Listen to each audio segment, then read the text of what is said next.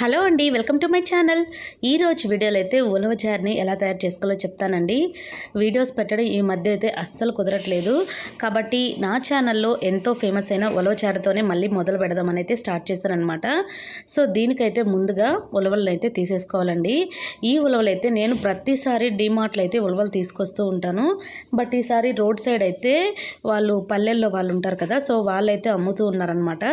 ఒక కేజీ అంటే ఒక జగ్గు నిండా అలాగనమాట. సో ఒక దాని నిండా వచ్చి 40 రూపీస్ అలా అమ్ముతూ ఉన్నారు. నేనైతే ఒక కేజీ వరకు తీసుకున్నాను, ఎందుకంటే నేను ఆల్మోస్ట్ రెగ్యులర్గా ఇంట్లో చేస్తూ ఉంటాను. సో వాళ్ళ దగ్గర తీసుకున్నాను కదా, వీటిలలో రాళ్ళు అనేది కొద్దిగా ఎక్కువగానే ఉందండి. ఎందుకంటే వాళ్ళు డైరెక్ట్గా పొలాల్లో నుంచి మనకు ఒలుచుకొని ఇలా తెస్తుంటారు కాబట్టి, సో రాళ్ళు అనేటివి చాలా ఎక్కువగా ఉన్నాయి. అందుకనేసి నేను వీటిని బాగా ఒకటికి 2-3 సార్లు అయితే వాష్ చేసేసుకున్నాను. నీట్గా అయితే వాష్ చేసేసుకున్న తర్వాత ఇందులో వాటర్ వేసేసి ఈ రాళ్ళన్నిటిని కూడా నీట్గా గాలించేసుకున్నానండి. మనము ఒకప్పట్లో రైస్ని అయితే ఇలా ఉంటే గాలించుకునే వాళ్ళము, రాళ్ళు ఉంటే.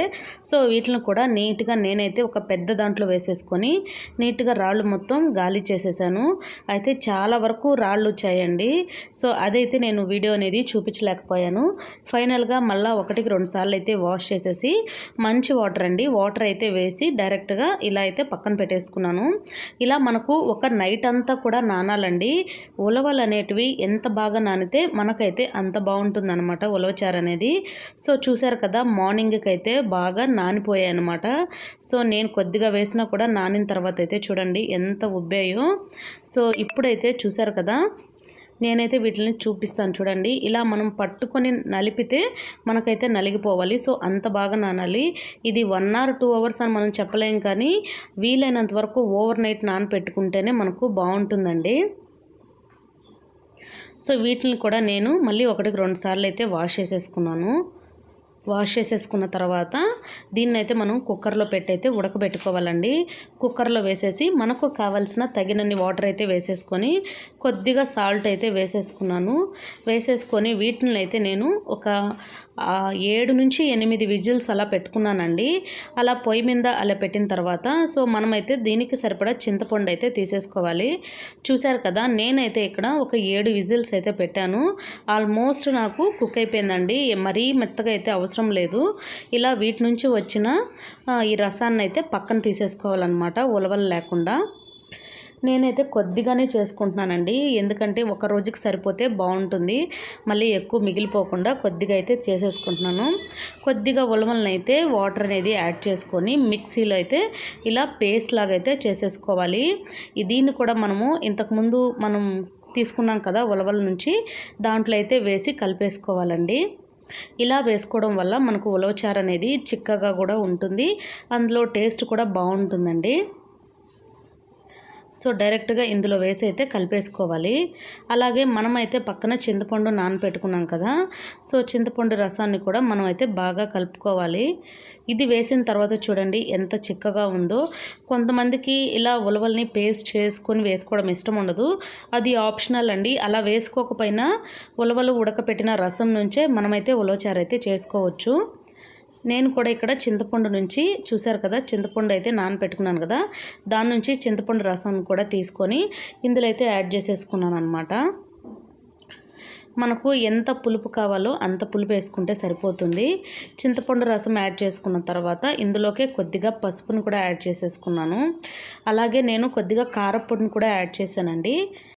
ఇది కారం కోసము ఆప్షనల్ అండి, మీకు అవసరం అనుకుంటే యాడ్ చేసుకోండి, లేదంటే లేదు. నేనైతే ఇందులో కారం కొంచెం తక్కువ అనిపించింది, సో అందుకని కారపొడిని అయితే ఇందులోనే కలిపేసుకున్నాను. ఇలా మొత్తం అన్నీ కలిపేసుకున్న తర్వాత చూశారు కదా ఎంత చిక్కగా ఉందో. ఇక దీన్ని అయితే మనం పోపు పెట్టేసుకోవాలి. ఇక్కడైతే చూశారు కదా, ఆనియన్స్, పచ్చిమిరపకాయ, కరివేపాకు, టమోటా అనేది నేను తీసుకుందాం అనుకున్నాను, కానీ ఆల్రెడీ నేను చింతపండు రసం వేయడం వల్ల పుల్లగా ఉందన్నమాట.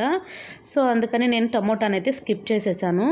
ఇక ఒక ప్యాన్ పెట్టేసుకున్నాను. అందులో ఆయిల్ వేసుకున్న తర్వాత ఆయిల్ బాగా వేడెక్కిన తర్వాత అందులోకి కొద్దిగా జీలకర్ర ఆవాలనైతే వేసుకున్నానండి. అవి బాగా చిటపటలాడే టైంలో ఇందులోకైతే ఒక 2 నుంచి 3 పచ్చిమిర్చి చీలికలు అలాగే ఇలా తరిగిన ఆనియన్స్ అయితే వేసేసుకున్నాను. ఆనియన్స్ వేసుకున్న తర్వాత అందులోకి కరివేపాకును కూడా వేసేసుకొని ఇవన్నీ బాగా కలిసేలాగా కలుపుకోవాలి. అలాగే ఇందులో తిరగబాత కోసం ఒక 3 ఎండుమిరపకాయలను అయితే యాడ్ చేసేసాను అనమాట. ఇక ఈ ఆనియన్స్ అయితే మనకు మంచి రంగు వచ్చేంత వరకు మీడియం ఫ్లేమ్లోనే చేసుకోవాలండి. ఇలా ట్రై చేయడం నేను ఇది ఫస్ట్ టైం అనమాట. మనం ఉలవచారుని ఎన్ని రకాలుగా చేసుకున్నా ఒక్కొక్కసారి ఒక్కొక్క టేస్ట్ అయితే మీరు ఖచ్చితంగా ఎక్స్పీరియన్స్ చేస్తారనమాట. సో ఇందులోకి నేను కొద్దిగా ఇంగువనైతే యాడ్ చేశాను. ఉలవచారైనా రసమైనా పప్పుచారైనా దేంట్లోకైనా ఇంగువ చాలా మస్ట్ అని చూడండి. నేనైతే ఖచ్చితంగా యాడ్ చేసుకుంటాను. ఇక ఆనియన్స్ చూసారు కదా, మనకు ఆల్మోస్ట్ మంచి రంగు వచ్చాయి. ఇంతకన్నా ఎక్కువైతే అవసరం లేదు. ఇప్పుడు మనం ఇంతక మిక్స్ చేసుకున్నాం కదా ఉలవచారు మొత్తము, సో దాన్ని అయితే ఇందులోకి మొత్తం వేసేసుకోవాలి. మొత్తం మిక్స్ చేసి అయితే వేసేసుకున్నాను. ఇప్పుడు మనకు ఉప్పు కారం అన్నీ సరిపోయే లేదైతే చెక్ చేసేసుకోవాలండి. ఇక ఇది వేసుకున్నాక నేనైతే ఉప్పు అనేది సరిపోయిందా లేదనేది ఒకసారి చెక్ చేసుకున్నాను. సరిపోకపోతే కొద్దిగా యాడ్ చేసుకున్నాను. మొత్తం ఇందులో వేసేసిన తర్వాత ఇదైతే మనకు ఒక 10 నిమిషాలు అయితే మీడియం ఫ్లేమ్లో పెట్టామంటే బాగా బాయిల్ అవుతుందండి. ఇది బాగా బాయిల్ అయితే మనకు ఫ్లేవర్ అనేది కూడా అంత బాగుంటుందన్నమాట, తినేటప్పుడు టేస్ట్ కూడాను. సో నేనైతే దీన్ని ఒక 10 నిమిషాల వరకు బాయిల్ చేశాను. సో చూసారు కదా, ఆల్మోస్ట్ నాకు ఇలా బాయిల్ అవుతుందండి. ఇలా బాయిల్ అయ్యే టైంలో ఒక 10 నిమిషాల వరకు అయితే బాయిల్ చేసి అలాగే పెట్టేశాను. మనకిది ఎంత బాయిల్ అయినా మనకు చిక్కగా వస్తుంది. అందులో టేస్ట్ కూడా చాలా బాగుంటుందండి.